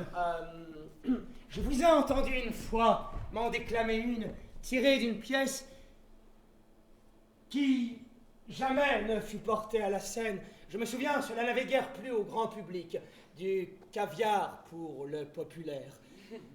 J'avais par-dessus tout apprécié cette tirade. Elle commence par ces vers. Que l'être soit ou soit non-être, c'est bien que cela soit qui reste la question. Non, c'est pas ça, non, c'est pas ça. Être et non-être. Être ou ne pas être, telle est la question. C'est ça, là, ça. Est-il plus noble à nous de souffrir en notre âme les frappes et les flèches par lesquelles fortune de nous se joue en ses outrages, ou bien d'armes enfin nous saisir pour ces troubles qui toujours s'en viennent déferlant, nous opposant à eux, les anéantir à jamais, mourir, dormir, et rien de plus. Et par un simple sommeil, enfin pouvoir dire du cœur qui souffrait, c'est fini. Maintenant, je suis seul. Et c'en est fini. Des mille chocs que la nature provoque sans cesse, et dont c'est la chair qui hérite. Quelle vil esclave et arrogant je suis. Il nous faut la souhaiter. N'est-il pas monstrueux que ce comédien-là, rien que pour une fiction, pour le rêve d'une passion, tant puisse forcer son âme jusqu'à telle conception qu'il s'est forgée, qu'en ce travail tout son visage blêmit, que semble son corps égarement, que sont des larmes à ses yeux, la voix qui se brise, tout ça pour rien, pour les gens qui sont là. Mais que lui sont les gens qui sont là? Et qu'est-il pour ces gens-là? Que ferait-il s'il avait pour pleurer le motif et l'extrême de la passion que j'en ai? Il noierait la scène de ses larmes, déchirerait les oreilles de l'assistance par d'horribles tirades, ferait fou le coupable, pâle l'innocent, et stupéfierait en vérité les facultés même de l'œil et de l'ouïe. Tandis que moi, j'en foutre dans les songes, molle racaille en l'argile forgée. Voici que je suis tout dépris de ma cause, et que je n'arrive à dire que rien. Non, rien. Qui vient me dire, pauvre type? Qui vient me casser la gueule? Qui me pincerait le nez pour mieux par ma gorge enfoncée et bien profond jusqu'au poumon mon mensonge? Qui vienne?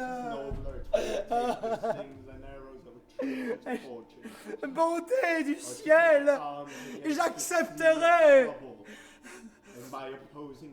pour ce que Tout cela en rien ne saurait être si d'abord moi, je n'étais un foie de pigeon auquel manque le fiel, si ce n'était ce que j'étais, que n'aurais-je engraissé depuis longtemps déjà tous les vautours de la région, des boyaux de l'esclave, de cette pourriture paillarde et sanguinaire. To die, to sleep, perchance to dream. Cette traîtreuse pour les choses, monstrueuse pourriture, qui pas même ne sait ce que c'est le remords. Oh, ma vengeance! Mais je fais l'âne encore. Moi, fils d'un père chéri, meurtri de mort, pressé à vengeance par enfer et ciel ensemble, je fais comme font les putes. Je dépaquette mon cœur par des paroles et finis par sombrer en les injures. Pouah! Ah. Au travail, ma cervelle, j'ai pu me laisser dire que d'avoir assisté à quelques pièces jouées, telle créature criminelle, par la si grande maîtrise que déployait la scène, tant furent frappés à l'âme qu'elles proclamèrent tout soudain leur forfait. Car le meurtre, s'il n'a point de langue pour parler, le peut faire pourtant par voie de plus miraculeux organes.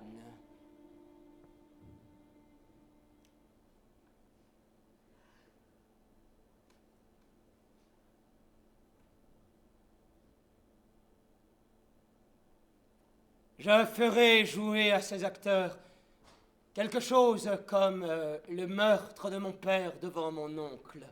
Tendu vers ses moindres tressaillements, j'observerai son regard, qu'il remue d'un cil, je connais mon parcours. L'esprit que j'ai vu pourrait bien être le diable. Oh, bien sûr, et peut-être, qui sait, lui qui est très puissant sur de tels états de l'esprit, à seule fin de me faire damner ma buse. Ma base, ce doit d'être quelque sol plus solide. Cette pièce est la chose, et la chose est le piège, par quoi j'attraperai la conscience du roi. Thus, conscience does make cowards of us all.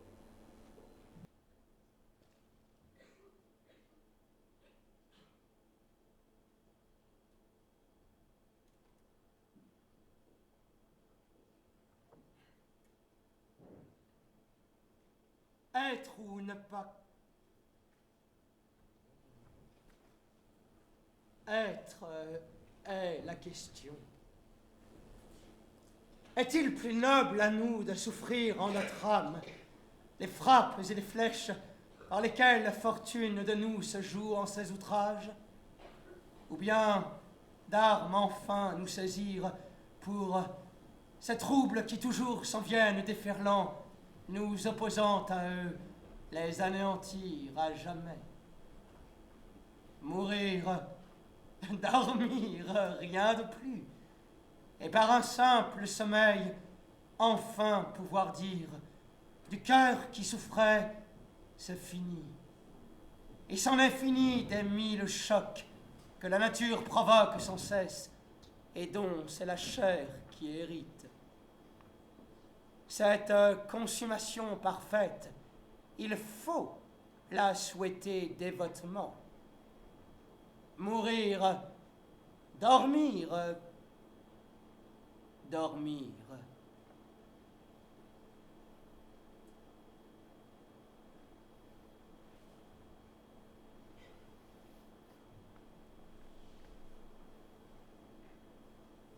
Et si c'était rêver?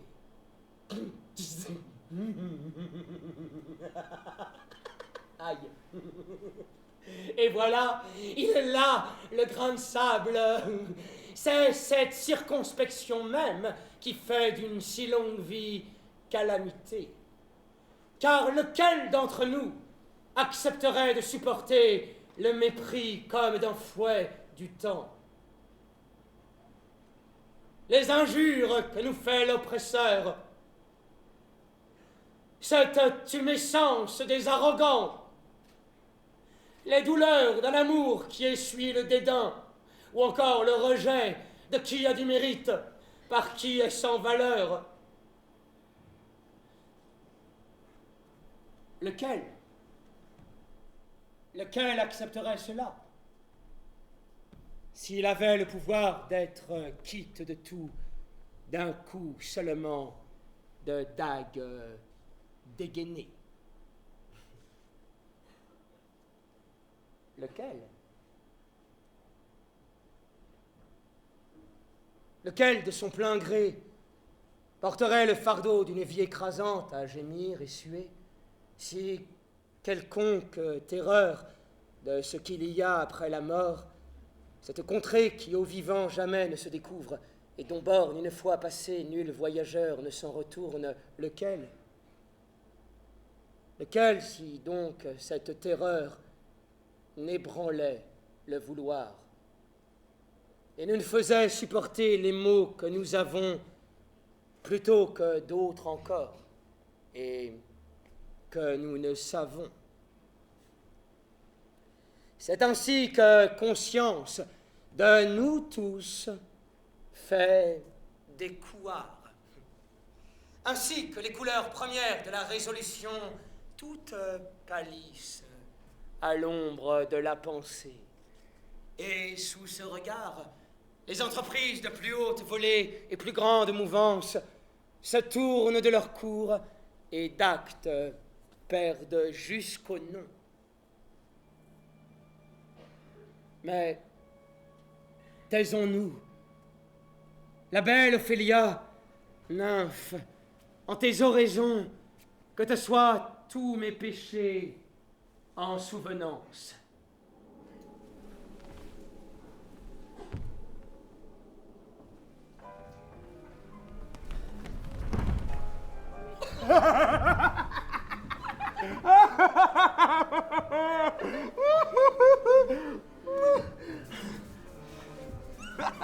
Mon très doux Seigneur, comment se porte votre honneur? Je vous remercie humblement. Bien. Monseigneur, me sont encore en possession des souvenirs de vous, que me tardait depuis longtemps de vous restituer. Je vous prie, Lord, de bien vouloir les recevoir. Des souvenirs de moi, je ne m'en souviens pas. Non, ce n'est pas moi. Jamais ne vous ai donné rien. Mon bon Seigneur, vous savez bien que si. Et ils étaient accompagnés de lettres, composées d'un souffle si doux, qu'elles faisaient ces choses bien plus riches encore. Leur parfum s'est perdu. Reprenez-les. Car pour un noble esprit, les riches dons en viennent à se couvrir de la cire de la pauvreté. Lors qu'est prouvé que le donneur ne donnerait plus de bon cœur. Ils sont là, Monseigneur. Êtes-vous une fille honnête? Monseigneur. Est-ce que vous êtes belle? Que voulez-vous dire, Monseigneur? Que si vous êtes honnête et belle, votre honnêteté ne devrait admettre entretenir aucun discours avec votre beauté. Beauté saurait-elle avoir meilleur commerce qu'avec honnêteté? Oui, en vérité. Car le pouvoir de la beauté plutôt transformera honnêteté de ce qu'elle est en mère maquerelle, qu'honnêteté, par ses efforts, ne parviendrait à changer la beauté en quelque chose qui lui ressemble. Ce fut jadis un paradoxe, mais aujourd'hui le temps fait la preuve. Il était une fois, je vous aimais. En vérité, vous me l'avez fait croire. Et vous ne l'auriez dû, car tant la vertu ne saurait inoculer notre vieille souche que nous n'en fassions plus qu'une relique. Je ne vous aimais pas. J'en fus la plus déçue. Va-t'en dans un couvent. Pourquoi tant tiens-tu te faire une pendeuse de pécheurs? Je suis moi-même indifféremment honnête, et je pourrais de tant de choses m'accuser que de ne pas me faire naître. Ma mère meilleure en eut. Je suis trop plein d'orgueil, de vengeance, d'ambition. J'ai plus d'offenses à faire au monde en moi toute prête que je n'ai la disposition de pensée pour les y loger, d'imagination pour leur donner forme, de temps pour les faire des actes. Mais qu'en font des types comme moi à ramper entre terre et ciel? Tous, nous sommes tous des faquins fiefés. Ne vous fiez à nul d'entre nous. Va ton chemin jusqu'au couvent. Où est votre père? Entrons chez lui, Monseigneur. Que sur lui porte reste close, qu'il n'aille pas jouer les bouffons ailleurs qu'en sa maison.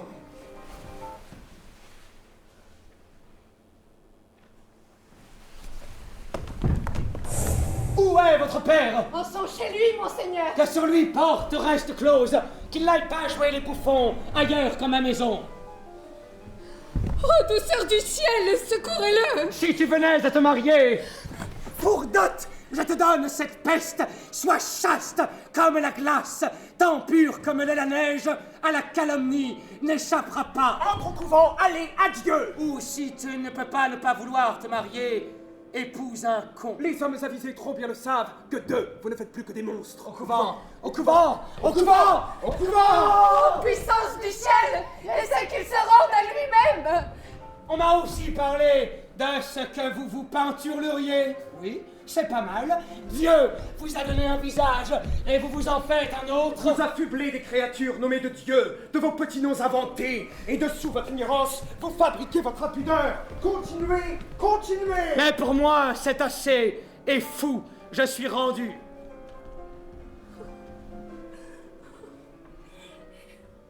Je dis qu'il ne soit plus de mariage. Je dis qu'il ne soit plus de mariage. Ceux déjà qui sont mariés, qu'ils continuent de vivre, tous, sauf un, au couvent. Au couvent. Au couvent. Au couvent. Au couvent.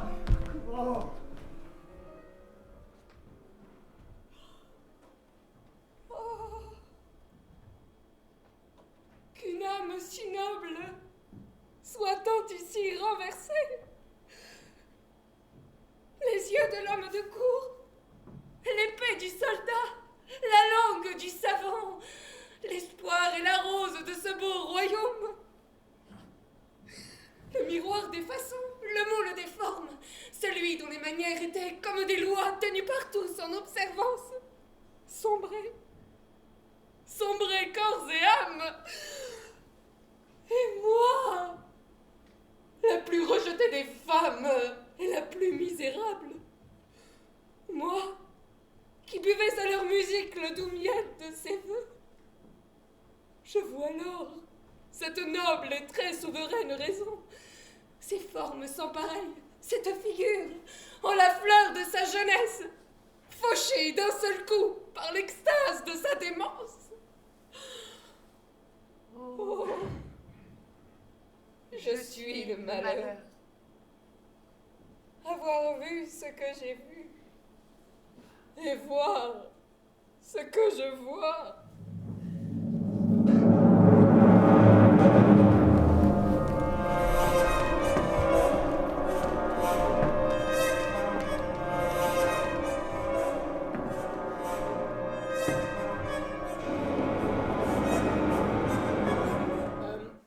Je vous en prie, cette tirade, dites-la comme je viens de vous la prononcer moi-même. Qu'à la langue, elle reste leste. Car si vous deviez, comme grand nombre de vous autres, les acteurs, faites la brailler, mieux me plairait ces lignes, les donner à jouer à un crieur public. Ah, et aussi, ne sciez pas ainsi, c'est trop, l'air de votre main, mais de tout user gentlement.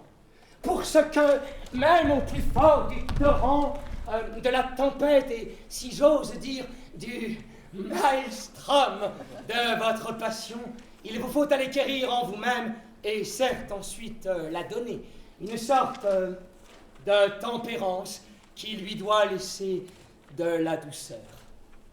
Non plus, ne soyez pas par trop domestiqués. Le texte, accordez-y vos actes, accordez-y le texte. Car quoi que ce soit qui le déborderait, ne saurait plus se dire le propos du théâtre, dont la fin fut dès l'aube, ce qu'aujourd'hui il est encore, de tendre, s'il en est, un miroir à notre nature. Or, si quant à cela mesure est dépassée, ou encore au contraire on montre que l'on retarde, et même si ça fait rire les imbéciles, cela ne saurait qu'affliger et gravement tous ceux qui possèdent quelconque jugement, la critique d'un seul de ceux-là devant, dans votre estime, peser bien davantage qu'un plein théâtre de tous les autres. Et voilà. Bon, maintenant il faut finir de se préparer.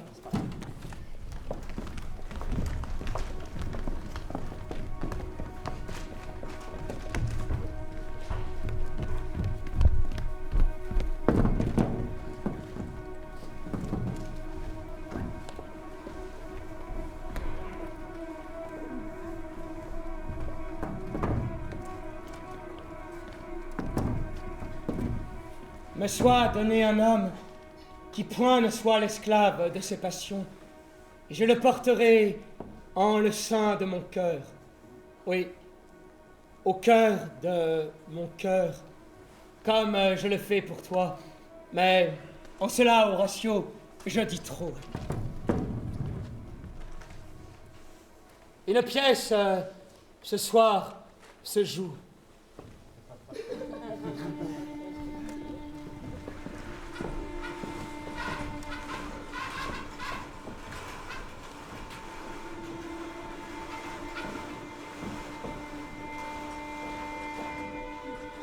Et l'une des scènes de cette pièce ne tombe pas bien loin des circonstances que je t'ai dites concernant la mort de mon père. Dès que tu verras l'acte en train de se commettre, observe, je t'en prie, mon oncle, de toute l'attention que te peut prêter l'âme. Bien, monseigneur, si tandis que se joue la pièce, il nous dérobe quoi que ce soit, ce vol, je le rembourse. Ils viennent pour la pièce. Il me faut faire le rameau. Notre neveu Hamlet se porte bien? Excellemment, ma foi, caméléon. Mes langues l'appelèrent. Une farce de promesses. Cette réplique ne me parle en rien. Hamlet, tous ces mots m'échappent. Non, c'est de moi qu'il s'échappe, c'est de moi. On dit, monsieur, qu'à l'université, jadis, il vous est arrivé de faire du théâtre. C'est exact, monseigneur. Et l'on me donnait pour être un bon acteur. Que jouâtes-vous? Je jouâte Jules César. J'étais tué au Capitole. Brutus me tuait. Non, mais quel rôle de brute que celui de Brutus. Tuer au Capitole un veau si capital. Est-ce que les comédiens sont prêts? Oui, monseigneur, ils attendent votre bon vouloir. Hamlet, approchez, mon chéri. Asseyez-vous tout près de moi. Non, ma tendre maman. Un métal est ici qui plus encore m'attire. Oh, ça, vous avez noté? Oserais-je, madame, gésir en vos genoux? Non, monseigneur. J'entendais par là la tête posée sur vos genoux. Oui, monseigneur. Pensiez-vous que je soutenais ma phrase de quelque matière mal polissée? Je ne pensais, monseigneur. Rien. Pour gîter entre les jambes d'une jeune fille, voilà une jolie pensée. Laquelle, monseigneur? Rien. Vous êtes monseigneur Gay. Qui? Moi? Oui, monseigneur. Oh Dieu, je vous suis le seul à gîter. Mais que pourrait bien faire un homme, je vous le demande, sinon d'être gai? Voyez un peu ma mère, cet air réjoui qu'elle a, lors même que mon père est mort voici 2 heures à peine. Non, voici 2 fois 2 mois, monseigneur. Si longtemps. Alors au diable l'habit noir. Je m'en vais vêtir un costume aussi gris que grain des sables. Oh, les cieux, 2 mois qu'il est mort et pas encore oublié. Alors je puis garder l'espoir que la mémoire d'un grand homme passe en longueur sa vie d'un bon semestre au moins. Qui est là? Des mots. Il y a quelque chose de tordu au royaume de Danemark.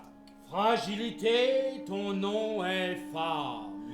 Avoir vu ce que j'ai vu et voir ce que je vois. Qu'est-ce que ça veut dire, monseigneur? Mère de Dieu, ça veut dire maléfique, méphistophélique, micmac et salamalek. Une sale affaire. Apparemment, cette présentation porte l'argument de la pièce. Mourir, dormir, et si c'était rêvé? C'est grâce à ce garçon que cela nous le saurons. Il n'est pas d'un acteur de rien tenir secret, ils disent toujours tout. Et nous dira-t-il ce que signifiait ce qu'ils viennent là de nous montrer? Oui, bien sûr. Comme quoi que ce soit dont vous accepteriez de lui faire un spectacle, si de lui exhiber votre corps sage, vous n'aviez pas de honte, lui n'aurait nulle honte à vous en expliquer l'usage. Vous dites n'importe quoi? Moi, vous dites n'importe quoi? J'écoute la pièce. Être ou ne pas être, telle est la question. C'est bref, monseigneur. Comme l'amour d'une femme. Tout ce qui vit doit mourir, trépassant de nature à éternité. Planche pourrie! Planche pourrie! Chut! Plus de matière et moins d'art! Madame, goûtez-vous la pièce? La dame, ce me semble, trop lance de protestation. Oh oui, mais elle tiendra parole. Cette pièce est la chose, et la chose est le piège, par quoi j'attraperai la conscience du roi. En connaissez-vous l'argument? Ne contient-il aucune offense? Non, eux, ce qu'ils font, c'est seulement jouer. Bon, d'accord, ils s'empoisonnent, mais c'est pour des rires. Aucune offense au monde. Quel est, dites-vous, le titre de la pièce? Oh, Hamlet! Le piège à rat. La pièce est la mise en image d'un meurtre qui se fit en la ville de Vienne. Le nom de ce duc est Gonzague. Battista est celui de son épouse. C'est l'œuvre d'un vaurien, mais bon, et alors, votre majesté et moi-même, dont les âmes sont pures, ne sommes pas touchés. Et le reste est silence. Celui-ci, c'est un certain Lucianus, le neveu du roi. Vous êtes aussi bon, monseigneur, que le serait le cœur. S'il m'était laissé licence d'assister à ce spectacle des pantins en pleine pantomime, je pourrais bien, c'est vrai, oser une interprétation de ce qui se jouerait entre votre amant et vous. Quel pic! Monseigneur, quel pic! Il vous en coûterait un râle d'en ramollir le bout. Encore mieux, mais en pire. Alors que je dormais dans mon verger, ton oncle se faufila et versa dans mon oreille le poison. Il l'empoisonne dans son jardin à la fin de lui voler son royaume. Mais son nom est Gonzague. Le roi se lève. Quoi? Effrayé par un tir à blanc? Quelque chose ne va pas, monseigneur. Donnez-moi de la lumière. Qu'on arrête le spectacle. Lumière! C'est un affront. Lumière! Lumière! Lumière! Lumière! Lumière! Lumière!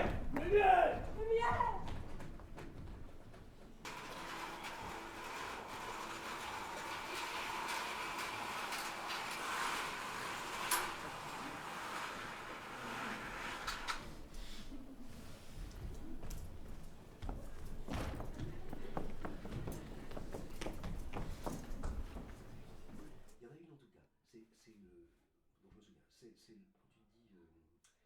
Les plantes Ah oui, fait-il des éclats? Je trouve que ça c'est un peu ralenti, donc formalisé. Ah oui, d'accord. Tu vois, c'est un peu les gestes selfie, quoi. Voilà, ça c'est une chose. Plus vif, plus oui, et puis surtout plus sensuel, enfin, dégueulasse. Voilà, c'est dégueulasse ce truc, plutôt qu'une chose plus esthétique, un peu plus loin. Voilà. Je pensais moi que tu disais un dieu à l'avancée. Ah oui. Et un dieu Ah oui. lointain. C'est ma fille.